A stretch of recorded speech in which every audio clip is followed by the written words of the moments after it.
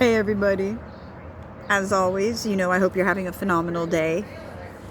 I'm curious as to everyone's opinion of Killer Priest's podcast last night with Naphtali. I thought it was fucking amazing. I thought it was phenomenal. She was so on point. And the way she presented the information with facts, I loved it. Her and I have a very, very similar style.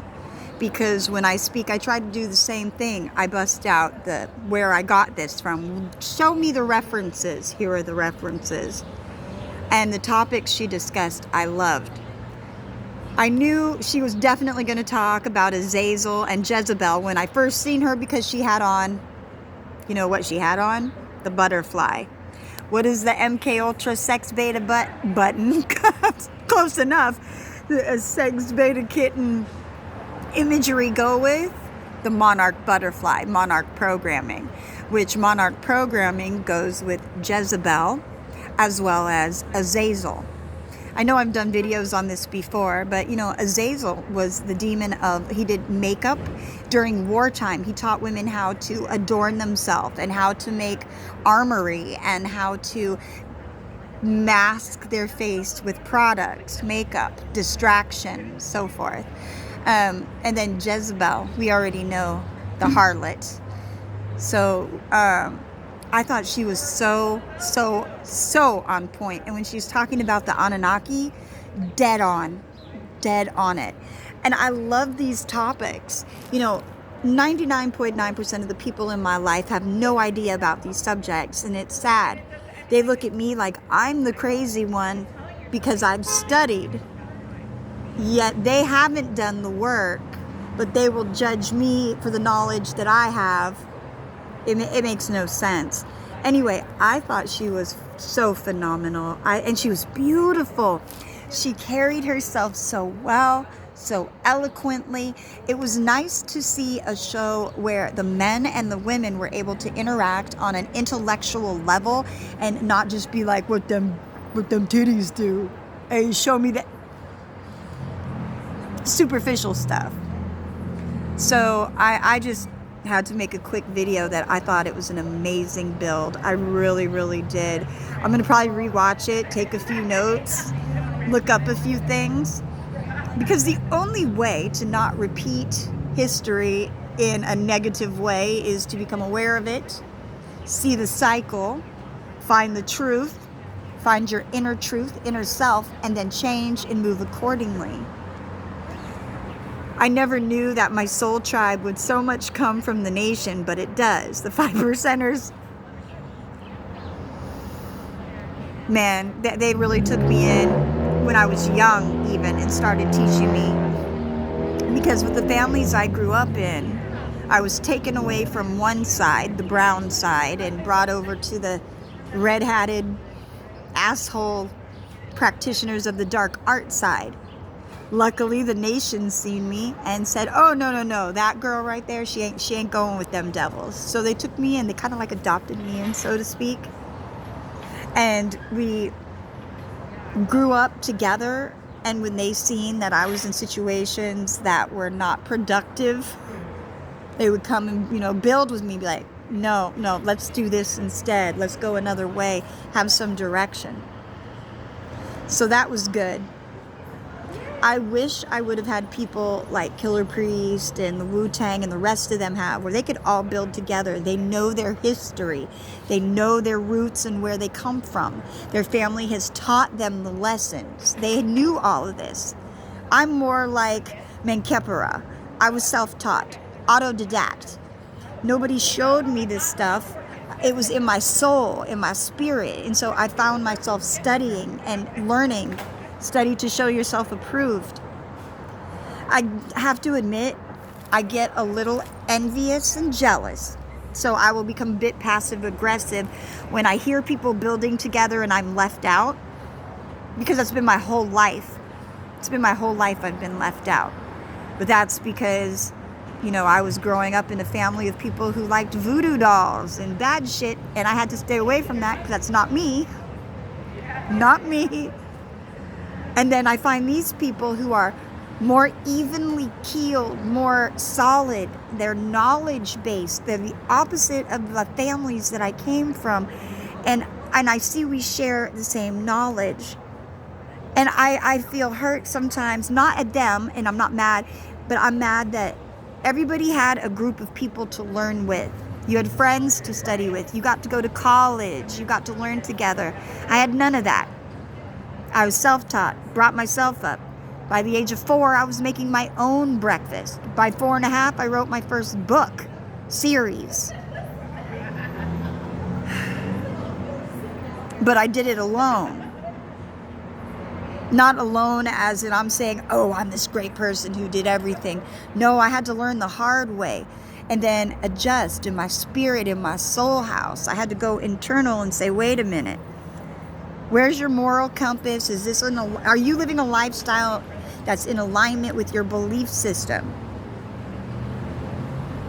And that's why I was so happy when I found the Wu-Tang. Well, I didn't find the Wu-Tang. My family knew the Wu-Tang before I was even born. Anyway. I love the lessons. We are in Earth School. This is Earth School. We're all here at the same time. We come from different backgrounds, different places, different religions, whatever. None of that really in the end matters. It's the soul that matters. And so I feel sad when I get left out because it's such a common theme. Part of that is because of the way I was brought up. I was brought up to be very quiet. You don't talk. You shut your fucking mouth and you stay to yourself. Or else. And the punishments for the or else's were not good. So now that I find myself among people, scholars that believe the same thing as me, I'm so thankful for the knowledge. When I find myself getting triggered, I gotta really go internal because I see the camaraderie amongst the people, and then it hurt. See, there it goes. It'll hurt my heart because I feel left out when I shouldn't be. I'm just as deserving, just as intelligent, and I deserve just as much respect as the rest. The problem is me fully embracing that. Because if I could embrace that and show it, others will see it. And I'm sure the situations will change. I'm in public. I can't be crying in public. Last night's build was deep. It was amazing. It was soul felt. And it was so nice to see the feminine energy.